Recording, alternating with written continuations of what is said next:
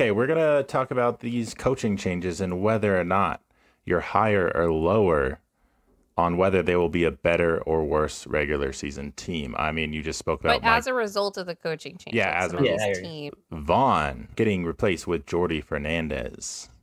I don't know whether I should have been low on Jack Vaughn is the thing. Like, I just don't know. That team was quite bad. I'm gonna go with neutral on this one Oh, because is I that just even don't a know. response? Okay. I just don't know if Jordy's gonna help that team, even if they're not winning games, because they are in the tank for Cooper Flag right now. I don't know if they're going to be playing more coherent basketball. I don't think it's Vaughn's fault, but I'll say better. And the reason is last year that team just collectively quit. And I got a lot of thoughts on Mikal Bridges because of that outcome. This season, I think it's like, yeah, look, we're going to lose, but we can play good basketball together. And that vibe alone, I think, is going to be helpful. And I like some of the stuff I've seen in preseason. Again, I think Jacques Vaughn, if he'd been given a genuine chance, might have had a better opportunity. I think he supposedly had the ear of the players, and then he just didn't.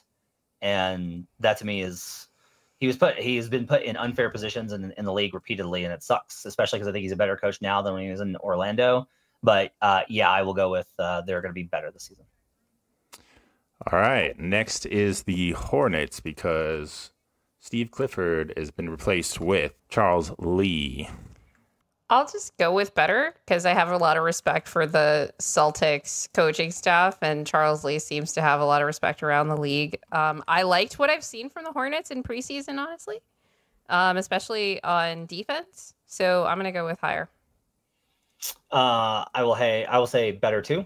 Higher. I will go higher because the vibes are like way better with this team. Like the vibes are through the roof. He took the core members of the team to Boston to be in the locker room when Boston was in the finals, so that they could be around and see what it's like to be in that kind of environment. That's like a little thing that I think I noticed. They're playing with a lot more cohesion on both ends of the floor. There's a lot of buy-in right now from the guys.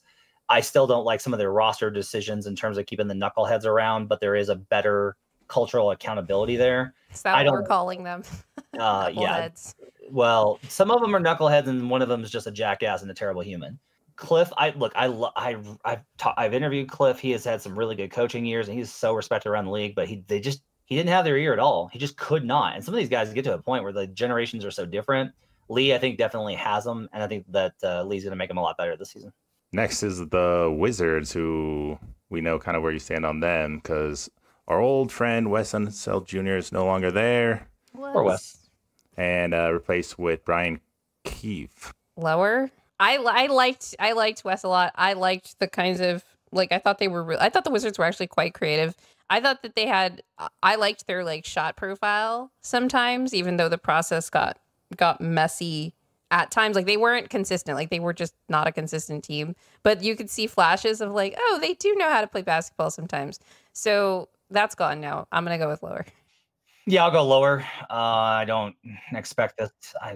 With respect to Keith, maybe Keith gets the most out of him, and it's the start of an incredible story. But at this point, I think he's an interim coach for a year, and then he's gone. And then they turn the page with hopefully another number one pick and move on. All right, let's go to Phoenix and go Vogel for Bud. Okay, gotta go higher because Bud probably put his foot down and said, you guys better get me a point guard. And he went out and recruited Tyus Jones and told him he's going to start. And now he's starting Tyus Jones. And now they're going to have fewer turnovers. They're apparently going to be shooting more threes, which is good for them. I question the defense, but not because of Bud. I just think they're really small. So I'm going to go with higher. I'm going to go with higher because I've heard that they bought into Bud and they didn't buy into Vogel. And I don't think that's anything that Frank Vogel did. I think it's just the whims of their stars. I think that they have a real problem with the volatility, and Bud better make sure that he doesn't push too hard or not push enough. He's going to have to walk a very delicate line with that particular trio of individuals. All right, going to a team where maybe they're underrated slightly, and go to the Bucks for Adrian Griffin. I mean, he got replaced last season, mid-season, by Doc Rivers. Now the Doc's got a full season ahead of him. Where do you guys fall on this? I'm going to let Matt go first on this one. Oh, God, so much higher. Good Lord, through the roof. Here's what sucks is, like, much like Steven Silas, Griffin was, like, so well regarded around the league, and everyone was very excited for him to get a shot. Like Stephen Silas was like one of the most respected assistant coaches, and everybody's like, he's gonna be a great head coach. And it's the same thing with Griffin, and it was just an abject disaster. Like from day one, it was bad, and they were completely lost. And you had Bobby Portis. They had me thinking that the Hawks were good because of those games. And like when Chris Middleton is like, seriously, we have to, like, when Middleton's outspoken, it's like a problem. And like Brooke Lopez is complaining, like openly complaining on the court. It was a disaster. So Rivers is higher, even if the ceiling with Doc is so low. Yeah, I'll go with higher. Mostly a vibes thing. Like, I don't know that Doc does anything in terms of like changing how they play. I know that he's talked about wanting to get Giannis and Dame to run more pick and rolls together, and they definitely, reverted back to playing Brook in a drop because Brook is just not in a stage in his career where he can play in other schemes. They have some other, roster limitations on that end defensively, but I don't know. I just don't know how much involvement he's actually going to have in changing particularly the offensive side of the ball. But I think vibes wise and just like keeping the players happy, it's gonna be a positive. All right, in Detroit, Monty is out and JB Bickerstaff's in. Oh my God. We had so many coaching changes last year. This is crazy. I'm going to go higher. I am so skeptical of JB Bickerstaff as a coach, but the regular season results don't lie. I think the Pistons, like they started from like such a floor that it is difficult. And there's no Killian Hayes on the roster that JB could, start over their other young players. He can organize them a little bit. And I also like what I've seen from the Pistons this preseason as well. Just Cade looks to be in a lot more control, and they just kind of look like they know what they're trying to do, even if it doesn't always work out that way. Yeah, I'll go higher, and would love to disagree on some of these, but no. The best number I have on this is Monty every year of his career, going back to Phoenix. I don't have the New Orleans numbers.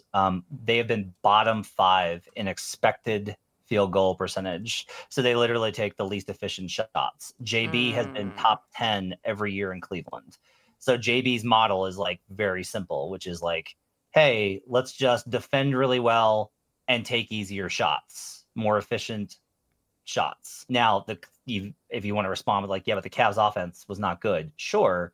But not good is so much better than where the Pistons offense has been the last 4 years. So there's look, I also did a lot of Detroit film this summer. God help me. There was just so much, like, it's either that Monty was like, hey, Cade, you're going to need to figure out your game and how to get to your spots against tough defenses. So I want you to go out there and just ISO and do this. Or Monty Williams was literally on the sideline, just like, do whatever. I don't care. I'm making $50 million. And I didn't want to be here. The reason they're overpaying me is because I didn't want the job in the first place. Yeah. There was no effort to get Cade into more optimal matchups. It was just like run your head into a brick wall over and over and over again for him and Ivy. That won't happen now. So it's got to be higher. So going from that simple coaching strategy of Bickerstaff, who left the Cavs, and Atkinson is now in. Is he going to make the Cavs offense I'm actually better? wondering if we're going to disagree on this one. I'm going to go lower. And it's not because I'm super high on JB Bickerstaff, as I stated previously. And he had clearly lost the locker room in Cleveland. And I was very critical. I don't remember if I was on this show, but I was critical of him for going on SiriusXM radio and implying that Jarrett Allen should have just toughed it out and taken some shot and played in the playoffs with the rib injury last year by saying, oh, wow, Luka's so tough. Love that. Hate that, frankly.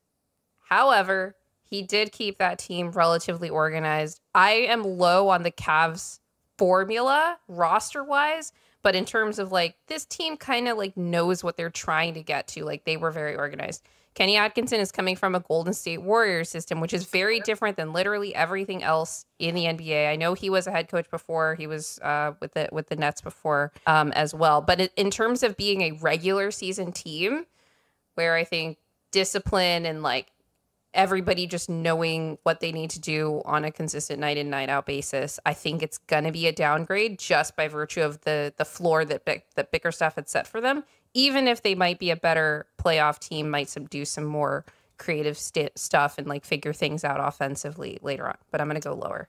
It's an interesting take. I mean, I think you can argue that they found out last year that they need to simplify things to get the most out of their roster, which causes problems with the roster construction. Yes.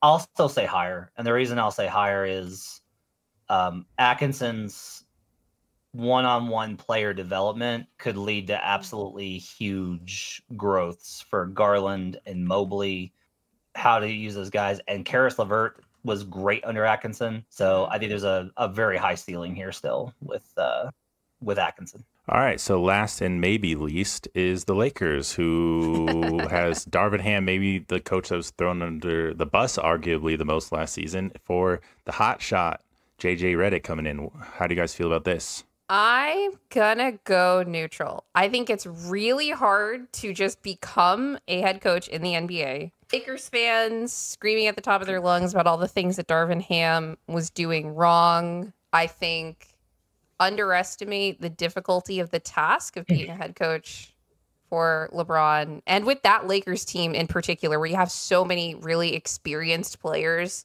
that just kind of do what they want to do.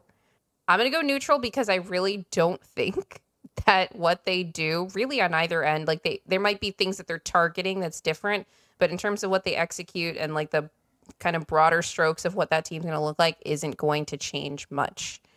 And if anything, has a lower floor because JJ has no experience dealing with managing a team over an 82-game season. But I'll be generous and say neutral. I'll say higher. And like a lot of this is like revealing of every coaching move seems higher because it's like, oh, they fired this guy because he was bad and they hired somebody else that's better. But Reddick's a really thoughtful guy. He at least has plans and designs.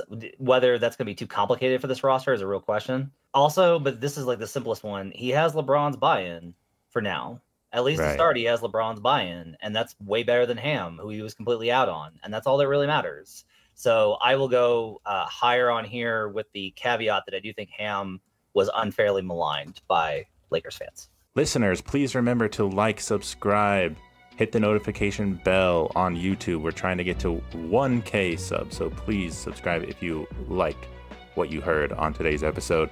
And also subscribe to our Clip channel. And remember, winning is fun, and hopefully we get a lot of winning in the regular season and not a lot of losing, because losing really sucks.